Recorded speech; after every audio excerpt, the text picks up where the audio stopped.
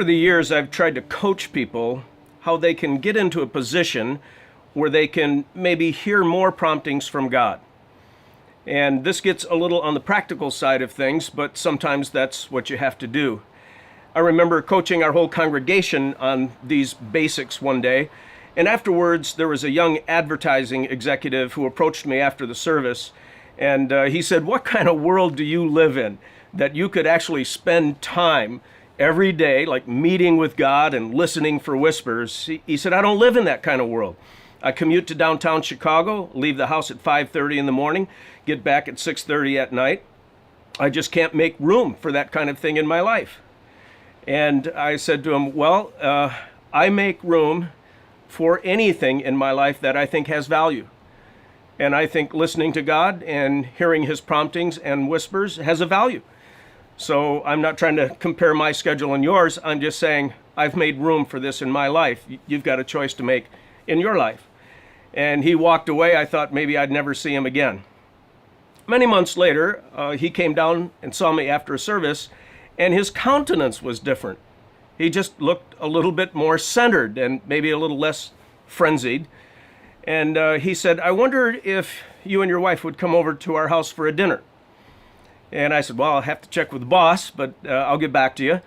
And I did, and they lived in the area. And so Lynn and I went over to their home. And we were having appetizers, and he tugged at my sleeve and he said, "Come see something I've wanted to show you for a long time." And I didn't know what he was going to show me, but he took me to a room that overlooked his back deck, and there was a rocking chair, a really quality rocking chair. He said, "That day you told me that maybe I should, make time to quiet myself before God and read his word and listen to his whispers." He said, I went out and I bought a quality rocking chair. I love rocking chairs. And I decided I would make time in the morning to sit in that rocking chair and overlook my back deck, have a cup of coffee, and just read God's word and see what would happen. And he said, "I've been doing this virtually every morning since you gave me that challenge." Several months later, I was quite surprised. I ran into this man after a church service, and he said, "Could I have a private conversation with you?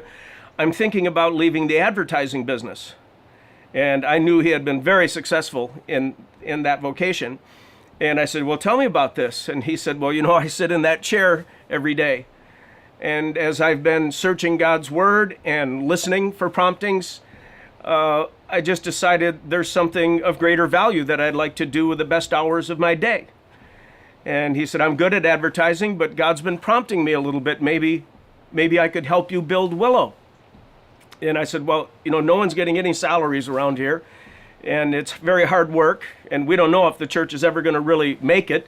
So I can't promise you anything really." And he said, "I've done quite well in advertising. My savings can hold me over for a time."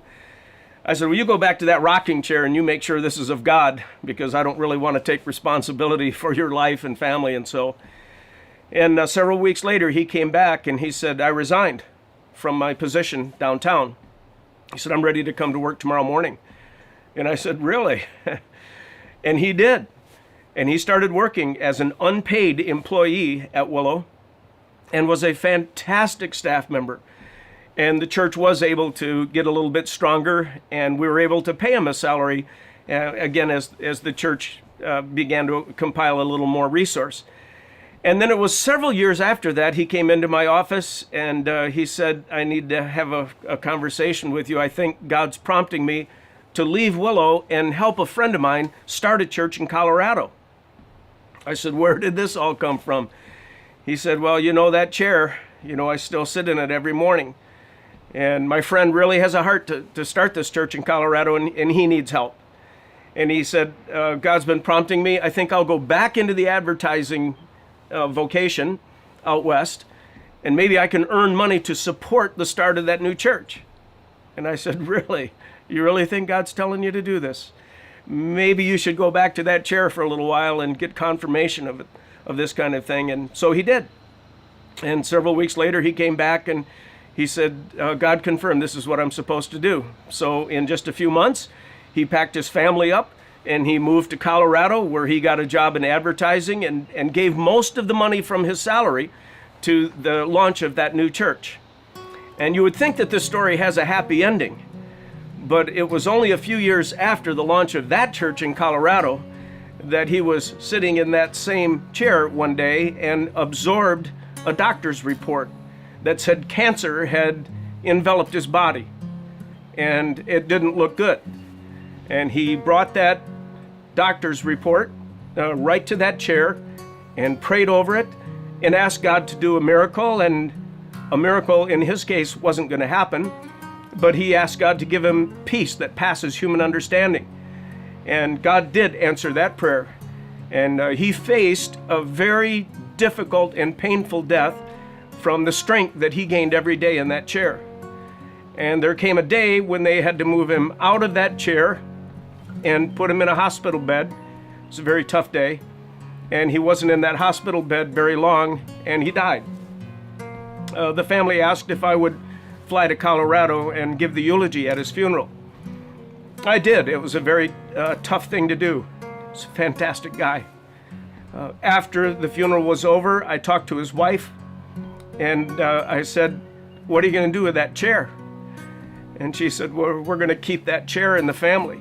You know, God changed Tom's life in that chair. God whispered to Tom in that chair. And she was saying, we'd like to pass that chair from one generation to the next to the next. But never underestimate what God can do in a chair or in the front seat of a pickup truck. Some of the carpenters who attend our church just meet with God and listen for whispers, front seat of a pickup. Some people do it on a commuter train going downtown, and other people will do it in a coffee shop. It doesn't matter where so much, just that you devote the time to quiet yourself, to listen to God, and to be open to what He might say to you.